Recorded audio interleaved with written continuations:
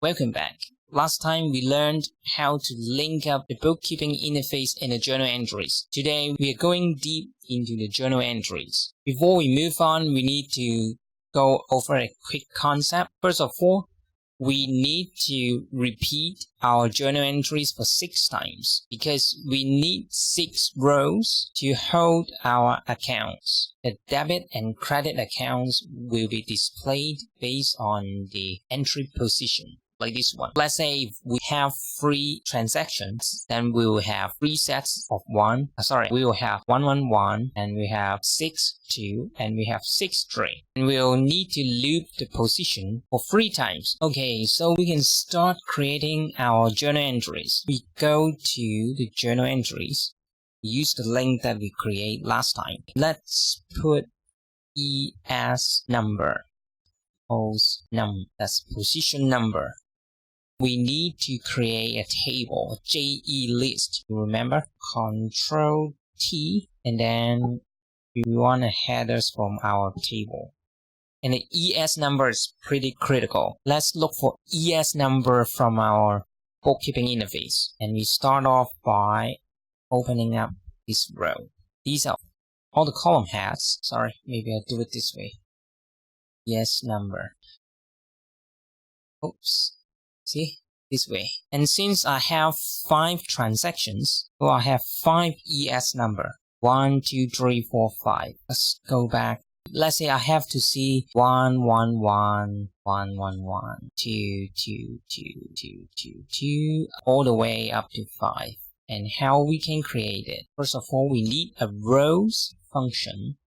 A rows function. And we do set E7, and then we lock it by pressing F4. We put a colon, and we don't lock the one on the right rows. Divide it by 6 because we want it to row 6 times. Then we put a negative number before it.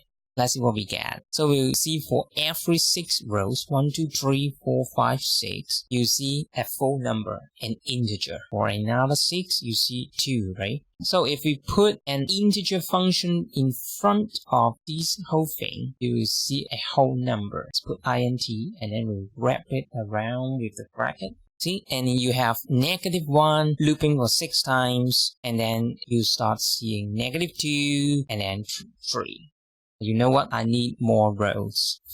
We should have at least 30 rows because we have 5 transactions. Okay, so we just left click and then we will see this one. But you know what? We have included extra rows. We'll deal with it later. Okay, since we need a positive number, not a negative. We can simply put a negative sign in front of the integer function. So you can see each number loops for 6 times. Because we have 5 transactions, that's why we want to see 1 looping 6 and 2 looping 6 up to 5. And here, we don't want to see 6. We want to see this one. We want to see a dash. Let me do it again. If rows, that's a rows formula. The rows formula E7.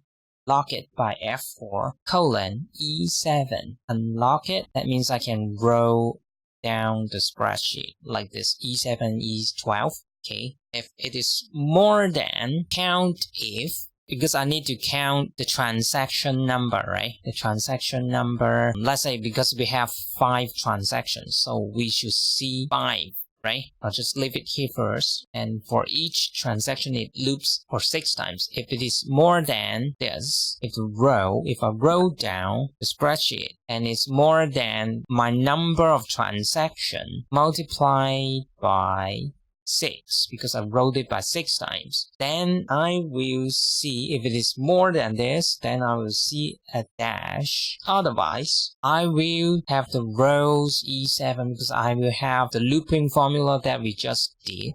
Then integer and wrap around the whole thing. Negative number before the integer. And then we usually like Alt Enter, and then I close the bracket. It surely have problem because I didn't put anything inside the count if. The count if is need to look for what? I need to look for this column. This journal entry column start by the first number. and then you see the whole column is very long. It's inside the bookkeeping interface file under the name, the spreadsheet name of trans source, and under the table name trans source, and under the column name JE number. I'm just counting this one, and then I put the comma, and then I put a double quote. Inside the quote, I'll type the criteria. The criteria has to be not equal to a dash. Press enter. Okay, let's see what I get. See, because I have 5 transactions, so every time if it loops for 6 times, after the 5th transaction looping for the 6th time, I'll see a dash. Let me explain this formula a little bit.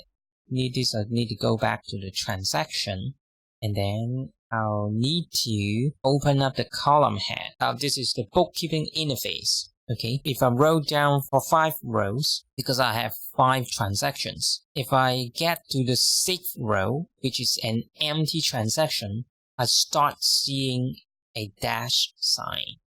So I go here. That means if the JE number, that's the column that we just saw, if it is not equal to a dash sign, that means it is not an empty transaction. That means it has something inside. And in this case, we should have, if we do a count if on that, press F9, we should see 5, right? Because we have 5 transactions. Okay? So we finish up the ES number.